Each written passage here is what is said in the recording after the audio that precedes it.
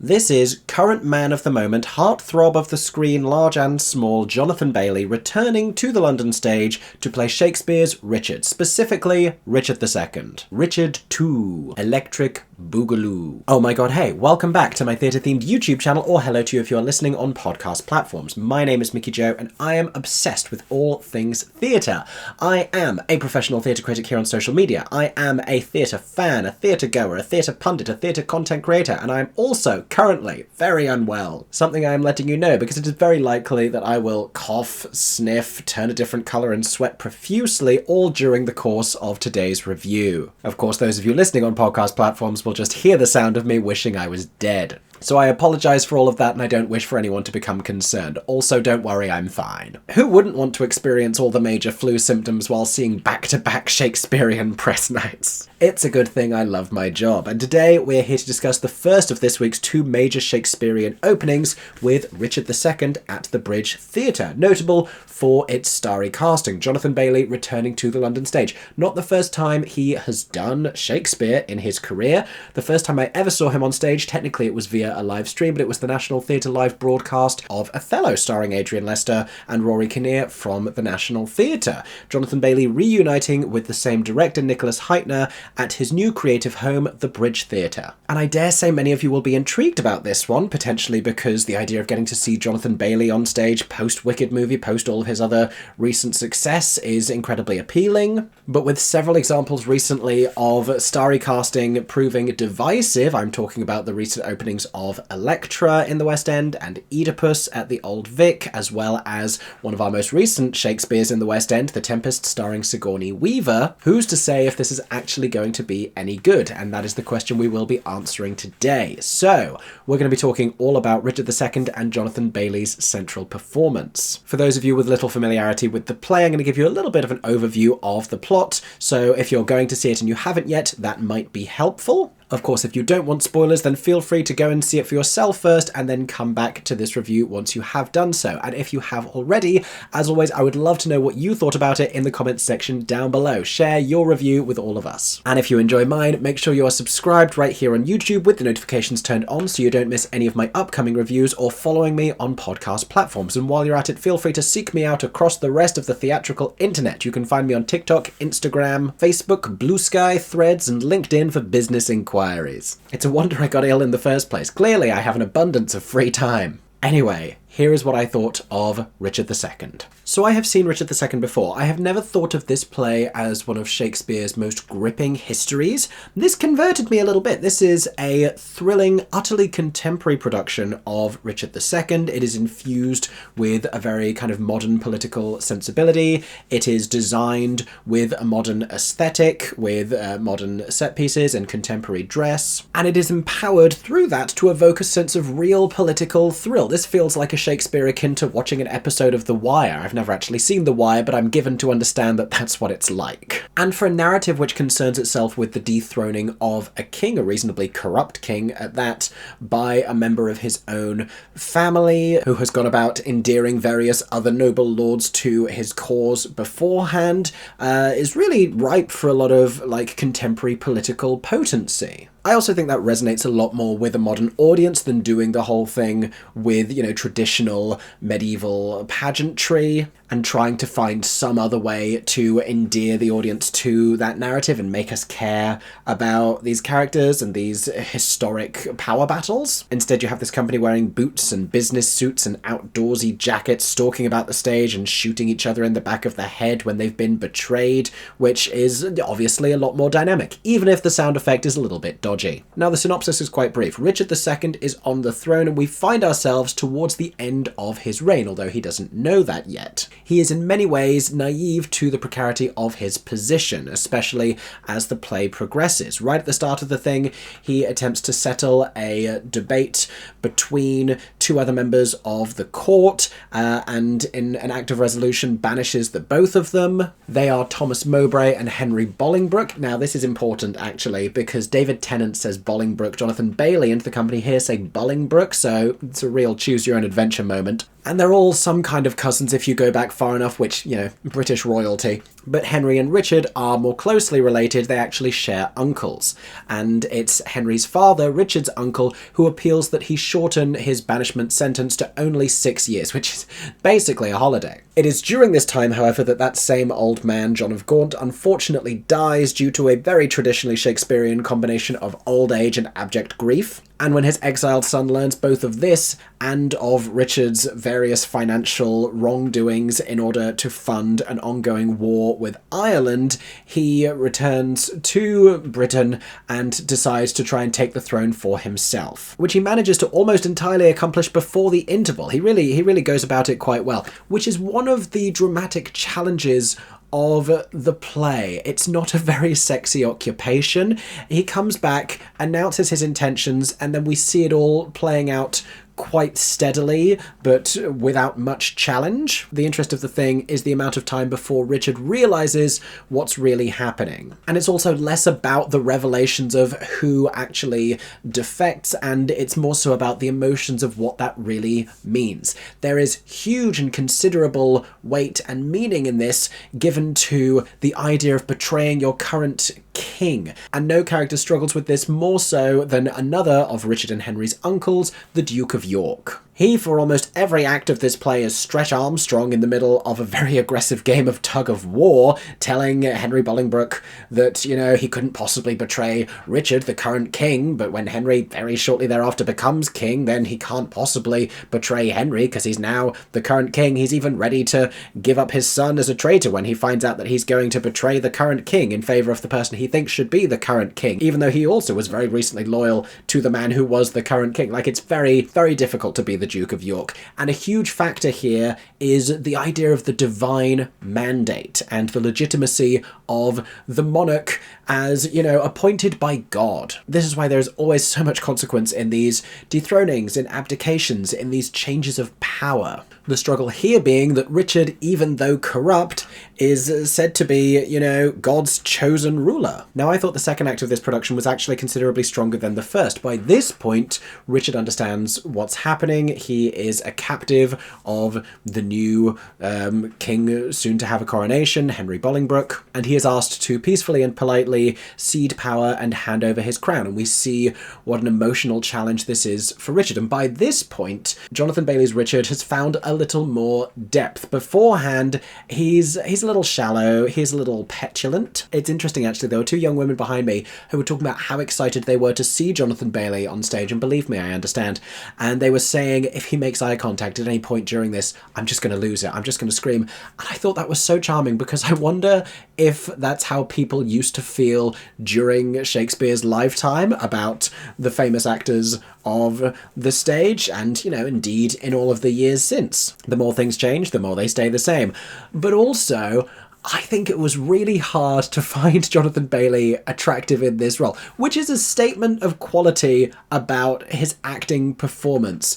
Not because he doesn't look great, but because he is so petulant, he is so whiny, he is self-righteous and narcissistic and ignorant to the consequences of his choices, and, equally misled by those around him. But it's not until the second act when he gets to indulge in all of that sorrow and the melancholy that he really feels like a more developed character. And I enjoyed his performance in this. I think he clearly has a great understanding of Shakespeare. I don't know if the pathos that he delivered towards the end, when he is imprisoned, when he is reckoning with all of this despair and everything that's happened to him, really feels earned because of the childishness with which he conducted himself in the first act. He does, similarly to as we've seen him before on stage, bring a rather hysterical quality to a lot of his scenes. He appears at one point in the gallery amongst the audience with Bolingbroke and company having brought a cannon onto the stage, and they are outside the castle where he is residing, asking that he come outside in order to complete the transactional nature of overthrowing him. And this is played particularly by Jonathan Bailey in quite a comic and spiteful way. This continues into the second act when he is trying to bring himself to hand this crown to Bolingbroke, to actually put it onto his head, and he keeps holding onto it and just like pulling it away and pacing around the stage and extending this sequence whereby he's talking around and around it and talking about how unfair it is and talking about how acutely this betrayal from all of his countrymen wounds him. But while it's clear that his Richard is experiencing nothing but pain and sorrow, he is delivering it in a way that is deliberately comic and a little insincere, all of which is funny and witty, and it's great to see those qualities in contemporary Shakespeare, particularly like dark and biting contemporary Shakespeare that can be tense and funny at the same time and deliver this with both hands. But it also creates, I think, a little too difficult a mountain to climb by the play's final moments. We enter a real gear shift in those moments as well. Also in the staging, you know, we find him alone in his cell, and there are going to be spoilers here if you don't want to know how the thing ends, but he is paid a visit by a young man who worked in the royal stable and who still has emotionally at least loyalty to him as the former king, and they have a very emotional exchange. He talks about the fact that one of Richard's horses was ridden by Bolingbroke, and Richard decries the horse for being complicit in this takeover and blames the horse for neither falling down nor faltering. Again, it's played in a comic way, even given all of his sorrow. But moments after this, the prison guard brings in a tray of food, which Richard suspects is poisoned. He asks him to eat it first, and the guard says that he cannot, kind of giving up the game here. Richard then grabs him from behind, pushes the food into his mouth. A second runs in to try and like chloroform him. Richard like grabs him from behind, chloroforms him, throws them both on the bed, and then finally one of Richard's former loyal associates, a man named Baggett, who every time they say his name sounded a little bit like a slur to me, but I had to work to unhear it, injects Richard in the neck with a syringe, this being the thing that finally kills him. And this little sequence is so slickly directed in terms of the fighting. There's such adrenaline in it, which isn't really present throughout the rest because it is such a calm coup. And there are a couple of people who get shot in the back of the head, I'm not going to lie to you, but like I said, it's a dodgy sound effect, and then they run off together in the darkness. It doesn't feel as gripping or as threatening. You wonder if perhaps we could have had a little bit more of that kind of aggressive intensity present in the physicality of the rest of the thing. And I think a contemporary audience, particularly one that isn't at the RSC and isn't at the Globe, probably would appreciate that as well. I think alongside all of the deifying of the role of the monarch and the state of the nation, a little bit of bloodshed doesn't go amiss. One of my favourite scenes took place in the middle of the second act, and this was, as I mentioned, when the Duke of York discovers that his son is part of a conspiracy to assassinate, in fact, the new king, Henry Bolingbroke, in order to presumably avenge and reinstate the ousted Richard II. And such is the Duke of York's loyalty that he immediately calls his son a traitor and heads straight to go and warn the king, despite his wife begging him not to give up their child, who will surely be imprisoned and or put to death for this conspiracy, it being fairly sizable treason and all. And these two scenes between these characters, so brilliantly staged and directed, between the Duke of York, the Duchess of York, and their son, the Duke of O'Merle. It begins with such careful family intimacy. It then shifts into this dangerous place, this thrilling place, and then the brilliance of it all is how funny it gets, because the Duke of York sets out for the king. His wife, the Duchess of York, then compels her son to chase after him and get there first to appeal to the king for a pardon before he hears about it from the boy's father. The Duke of O'Merle is the one who arrives first, begs the king to lock the door. Very shortly afterwards, however, before he can really tell him what's happened, his father, the Duke of York, arrives, bangs on the door and tells him that he's not safe. He lets him in. The Duke of York insists that his son be punished entirely and resents the fact that the king wants to pardon his son because of his father's loyalty and how much he respects the Duke of York in this moment. And the Duke of York is like, what are you talking about? Kill my son. He's an awful treasonous traitor. And it's at this point that his wife, the boy's mother, the Duchess of York, shows up and begs for the pardon that has already been issued, falls to her knees, the boy falls falls to his knees. Everyone's on their knees, crawling around after the king, who increasingly is just fatigued by the whole thing. And it gives us a lot of what I think we don't necessarily get much of in contemporary Shakespeare, which is the ability to be witty alongside that sense of threat and alongside the darkness and the intensity and the brooding quality of it all. Because there are stakes here, and there is high drama here, and there is this mother who is desperate not to lose her son, and there is this father who feels betrayed by his son and is ready to give him up entirely out of loyalty to the king. But then there's such a comedy that arises from their desperation and from this clash between this married couple, each begging the king not to listen to the other one. All the actors involved in this sequence do brilliant work here. This is Amanda Root as the Duchess of York, who is so wonderful across these two scenes. Vinnie Heaven as the Duke of O'Merle, who also gets another defining moment towards the start of the second act when he is appealing throughout the auditorium for anyone else to speak on his behalf while his name is being slandered in the court of the new king.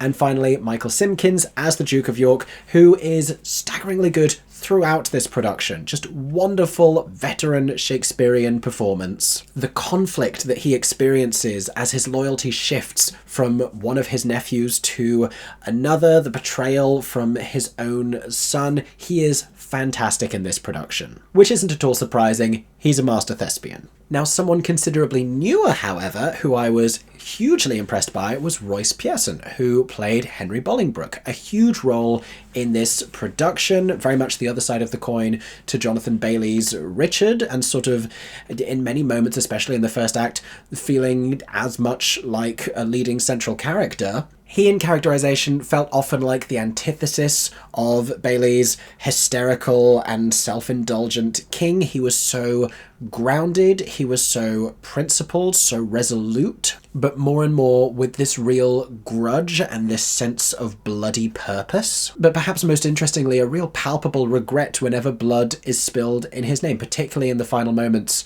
of the play. I thought he was fantastic. I think he's going to be a very exciting actor to watch. A few more words on this production then, directed by Nicholas Heitner. Like I said, masterfully done in terms of the tone and finding these moments of wit and comedy amongst all of this historical angst and drama. It's staged in the round on a long platform. The thing has been designed by Bob Crowley. It's not as immersive as some previous Shakespearean productions at the Bridge, like their Midsummer Night's Dream, like their Julius Caesar, but we still have characters popping up in various different places, walking down through the aisles. We have a hydraulic section in the middle of the stage which lowers and raises back up with different set pieces on it. We have chandeliers descending from above. We have these two doors at the back of the set that are initially very traditional, very regal, very historic. They get replaced with these two glass doors as Bolingbroke brings in a new administration and commences his rule. They then get replaced later